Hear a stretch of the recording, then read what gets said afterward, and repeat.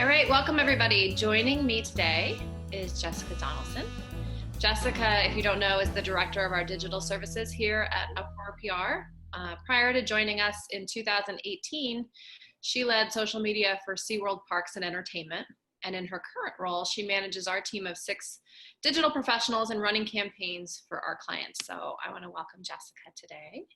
Hello. So Jessica, I thought it'd be really helpful to go through everything that is that we offer. I mean, our offerings here on the digital side at Uproar are pretty robust. So can you talk us through what exactly it is that your team does and all of the offerings that you guys provide? At the core, we are a social media team. So we manage social media accounts for all of our clients.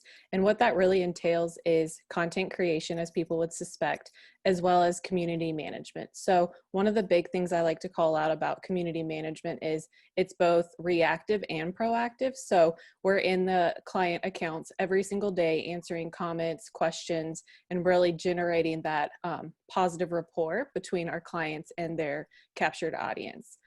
In addition to kind of the bare bones of social media, so to speak, we also manage social advertising. So we take care of all the advertising kind of conjunction pieces for Instagram, Facebook, LinkedIn, Twitter, you name it, our team can manage it. And then of course, social listening. This is really kind of the new element to social media management, really understanding what is going out across platforms, not only for your brand and your competitors, but the industry as a whole. So getting a little insight there is really key. And then of course, influencer marketing. Everyone's talking about influencers, and that's a big component of what my team manages for our clients on a daily basis as well. Definitely keeps you guys busy. So talk to us a bit about, what does a typical campaign look like when you're talking about social media community management? What does a program like that look like? So at the basics, it's that content creation I was talking about. And one of the big things that I always like to talk or call out for our clients and potential clients is when my team is working on social media platforms, each individual platform has its own identity. So we aren't just creating content that we slap across all 4 social platforms, but instead we really do a deep dive and understand the industry, the brand, and what makes sense. So for Instagram, is it more of a culture focus? For LinkedIn, we all know it's that business leads segment, and that's what we're driving there. So we focus there. Of course, there is going to be a little fluidity in terms of content overlapping, but each platform really does have its own voice. So that's a key component of what we're doing within our programs. And in conjunction with that content creation is getting ahead of the game. So we like to work a month in advance. So my team is always working on content creation on a daily basis. Of course, there are things that pop up, especially in the world we're navigating now with COVID, but we are always planning content well in advance. That way we can work closely with our clients and have everything clearly outlined and ready to rock and roll as we gear up for an upcoming week and campaign. And then back to that community management piece of things is that engagement I was speaking about earlier, both reactive and proactive. So we're in the platforms, we're answering all those questions, building that rapport for our clients with their captured audience, but we're also going out and researching hashtags. What's going on Twitter? We need to know exactly what's trending and how that aligns with our clients, and if we can join that conversation for them. It even is going as far as finding the right industry groups on LinkedIn where we can really insert our client and make sure that they are positioned as like a thought leader there. Really big piece is just that proactive element of looking for the conversations that are taking place and inserting our clients, of course. And then, of course, the big piece of the pie is reporting and metrics. We all know in the digital world, reporting is key. We can pull those metrics for our clients and we can show them what is working and what's not working. So at a bare minimum, we're doing that on a weekly, monthly, and quarterly basis. And we, of course, work with our clients and want to understand exactly what they have to funnel up to their leadership team and ensure we have that pulled together for them. One of the things we hear a lot prior to working with clients is, social media, that's easy, right? I can hire somebody out of college and they can post content. What you guys do goes so much more in depth than that. I mean, you're re-amplifying news, in a world where maybe you get the perfect media opportunity, but it's not getting the views that we want, your team can re-amplify that. Can you talk through a little bit of what that means and the level that you guys are working at? Yeah, most definitely. So as you mentioned, kind of that amplification component. So social media is a big piece of the pie for marketing overall. And so when we're looking at a public relations campaign, it's always nice when we get to work with our media relations counterparts on the campaign and kind of understand the overarching goal, what media is going out, what coverage is coming in, and we work to kind of synchronize all efforts across the board and strategically get the right placements. Of course, that involves the organic content. So creating a post that goes on those own channels and funneling back to the website if that's the ultimate goal for website traffic.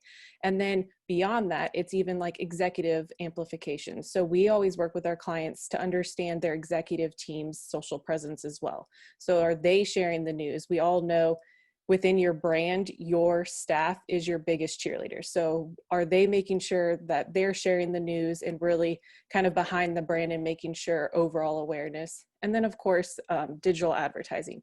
We come in and make those recommendations as well. We outline a target audience, any budget recommendations, and we can really kind of go into the nitty gritty in terms of how many people we can reach, the ultimate goal, and really drive overall amplification across the board, as you mentioned. And it's always impressed me in kickoff meetings to watch you and your team, because you sit and look for, what is the client's goal? Is it website visits?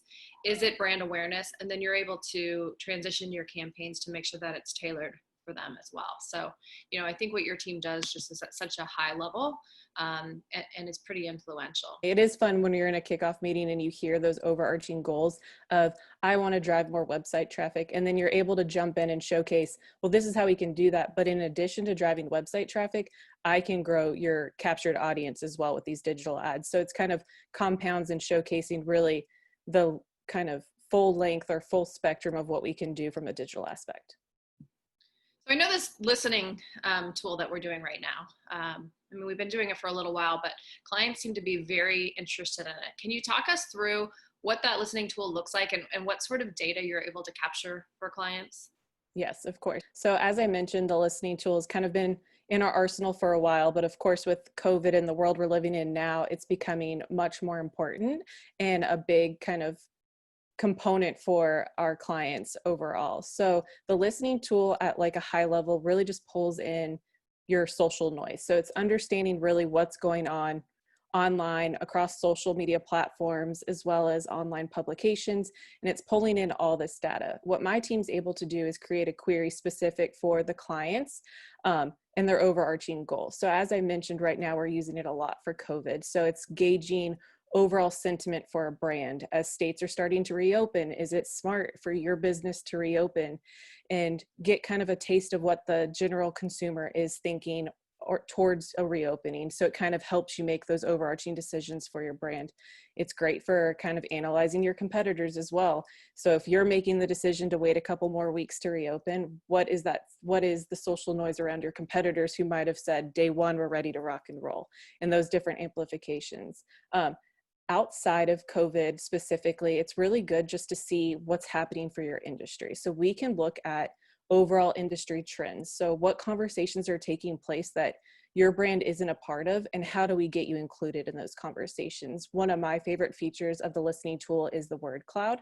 So understanding specific terms that are being utilized. Oftentimes we see our clients have their own jargon and it's not aligning with consumers across the board. So what we're able to do is pull out those keywords that are really resonating online and infuse that into their digital campaigns, their websites for SEO traffic, as well as just media relations messaging as well. So it's kind of a overarching, all-encompassing tool.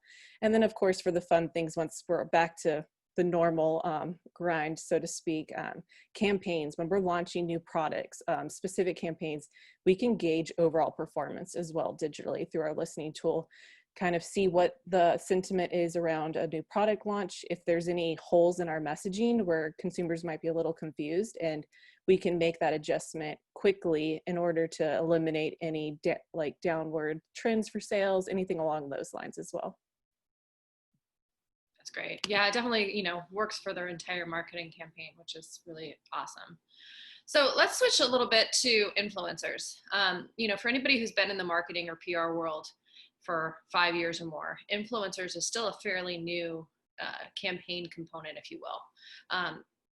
Maybe for those people who are still wondering how influencers can impact their campaign, how does that differ from a media relations program? So that is probably the number one question we're always answering for clients and potential clients is, what is the difference between a blogger, so to speak, and an influencer, or a journalist and an influencer? So one of the big takeaways is the overall control of the content. So when my team is working with influencers, it's truly a partnership that goes beyond just providing a product or a pitch in terms of introducing the client. We are building a long-lasting partnership where we're able to outline deliverables, expectations, and then the really big win is we get to see the content before it goes live.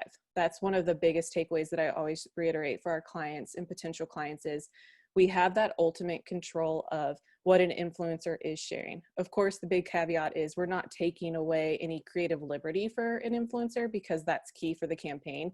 They need to have an authentic voice for their audience in order for everything to resonate, but we are able to control what gets published. So we get to see those images, those videos, the captions, make sure that everything is being positioned correctly for the brand before anything goes live. So, given everything you guys are focused on, we heard you talk about social community management. We heard you talk about ads, influencer marketing, the listening tool. Can you talk us through maybe a campaign that you're most proud of and the results that it created for a client?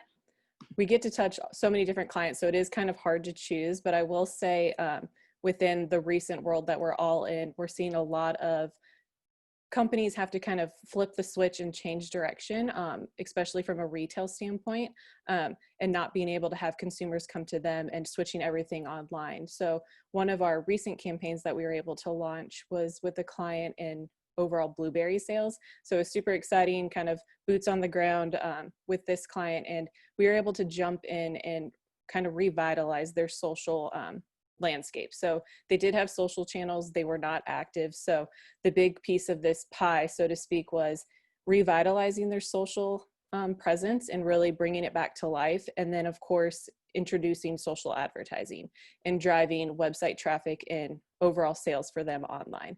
So it was super exciting to jump in, and within a month, the first month that we worked with them, we actually were able to drive 60% of their website traffic through our organic and social advertising, which was really exciting and helped save their season since everything changed so abruptly for them. And another big win for us was just growing their social audience. So as I was speaking before, there's kind of multi-pronged results from our campaigns, which is really exciting. So the ultimate goal is driving sales. Of course, that's what we did, driving website traffic and then audience growth. So now that blueberry season is wrapping up here in Florida, they have this captured audience and they're able to continue communicating with them throughout the year. And they already have kind of their loyal fans as they gear up for 2021 season. Yeah, that's a great example. And I agree with you. There's been so many campaigns, it's really hard to pick one.